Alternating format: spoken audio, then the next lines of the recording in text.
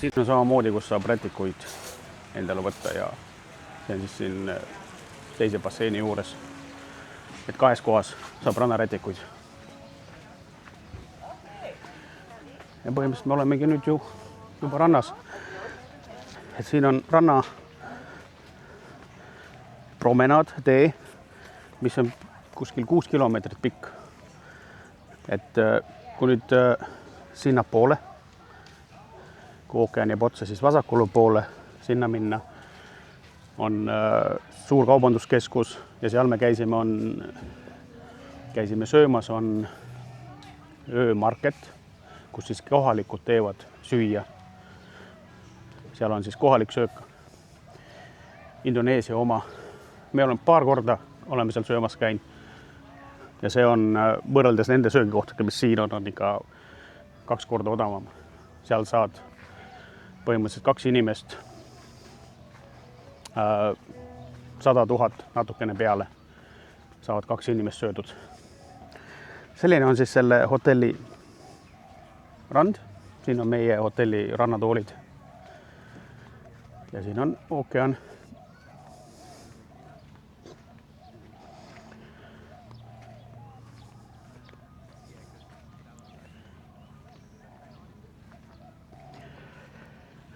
Praegu on veel vesi enam-vähem kõrge. Tuleb veel täna tulla nautima seda rannamõnu, enne kui paneme oma asjad kokku ja hakkame kodu poole liikuma. Lennureis on pikk. Et lähme lennujaama, sealt lendame Istanbuli, mis on 13 tundi. Seal on kuskil 2,5 tundi vahemaandumine ja järgmise lennu peale ja Helsingisse. Oleme kuskil, kui täna õhtul kell 9 lähme siit ära, homme meie aja järgi siis kell 11 oleme Helsingis. Ajavahe on praegu 5 tundi, nii et Eestis ja Soomes on, kui kell on praegu 8, arvestage ise 5 tundi tagasi. Ta on siis kell on 3. Kell on 3 öösel. Meil on hommik. Selline ta on. Kui tahate taksoga liikuda, siis saab tänava pealt, siis samas hotelli kõrval kohe pakuvad. Ja need on vähe kallimad. Minul on alla tõmmatud siukene mobiiliäpp nagu Grab. Sealt saab tellida siis taksot. Samamoodi sa võid tellida endale selle kaudu süüa. Meie ühe korra tellisime hotellituppa või siis siia hotelli juurde. Käisin ise seal receptionis järgi. Et väga mugav. Tellid ära ja ei pea kuhugi välja minema sööma. Aga jah, et soovitan selle äppi alla tõmmata, siis on teil lihtsam, et kui viitsi või ei jaksa kõndida, saab selle taksoga sõidetud. Tänavalt pakuti, küsisin, kui kaubanduskeskus sõita, öeldi mulle 50 000. Me tellisime takso, läks 25 000, nii et pole odavam.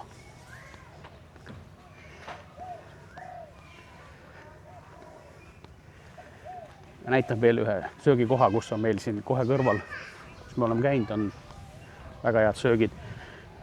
Siit me oleme saanud vett, õlut, kookos. Seda tädikest täna millegi pärast hommikul ei ole siin. Muidu on ta iga hommik juba platsis siin. Täna ei ole.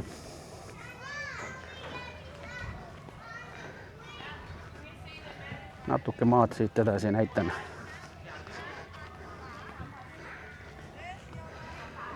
Et terve ranna äärne, kus siin jalutada, on söögikohtasid täis.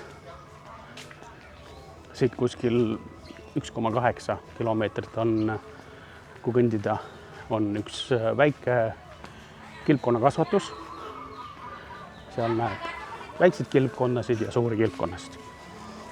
et kui satute siia Sanuuri piirkonda, siis soovitan käia. Nagu näete, sellised putkad on siin tee äärne täis ja söögikohtasid täis. Meie oleme käinud siin nüüd viimased lõunad ja õhtud siin sellises kohas siin söömas. Siin oleme käinud söömas, väga head söögid. Morning. Saate ise tulla, siin on menüü, näete kohe ära. Näiteks väike õlu Bitangi oma on 25 000. Pärast see on kuskil 1,5 eurot. Suurem õlu on 45 000. 2,5 euri. 3 euri, kuskil niimoodi. Veinid. Siit näete hinnad ära. Aga soovitan, see on väga hea. Ja siit, kui sinnapoole minna, siis on neid söögikohtasid veel väga palju.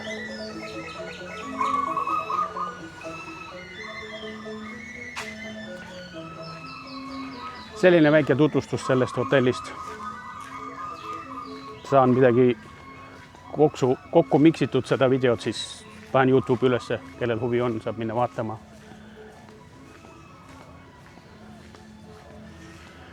Lisan veel neid kõik, kus me käisime trippidel, templid vaatamas, riisipõllud, kosed. Käisime delfiine vaatamas. See oli eile hommikul, läksime öösel kell 3 minema, jõudsime teisele poole saare otsa. Risti sõitsime läbi, on Loviina rand, seal on siis nagu Palimeri. Ja sealt läksime paadiga merele ja otsisime delfiine, nägime päris suured parved. Üritan siia ka panna mõned videod juurde nendest delfiinidest ja üldiselt kõigest sellest, mis me siin selles 10 päevaga tegime. Et tulge, Pali on vägev koht, kes ei ole veel käinud. Et siin on vaadata ja et ei ole ainult, et rannas istumist. Ega siin rannas ei jaksagi olla, sest see päike on nii kõrvetav. Maksimum 2 tundi ja sa oled juba punane.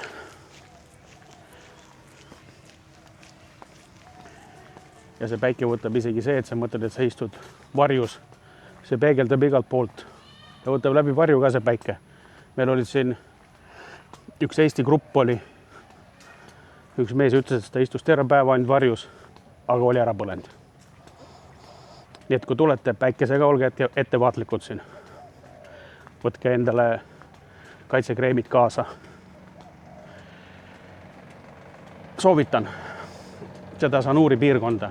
Mitte ainult seda hotelli, siin on ka teisi ilusaid hotelle. Aga see on sihuke mõnus, rahulik, vaikne. Ütleme, et väikestel lastel ei ole siin midagi teha. Siin ei ole sellist nagu mänguväljakuid ja veetorusid. Selliseid asju siin ei ole. Ja see koht on selline, et kus hästi palju tuleb Austraaliast inimesi siia puhkama. Et see on siukene rahulik rajoon, see Sanu. Kui tahate rohkem pidu panna, siis on Seminyak, Kuta, Ganju, sellised kohad.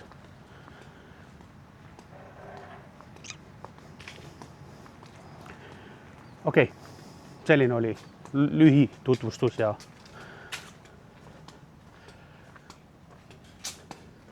rohkem ma teile loba ei aja. Tšau!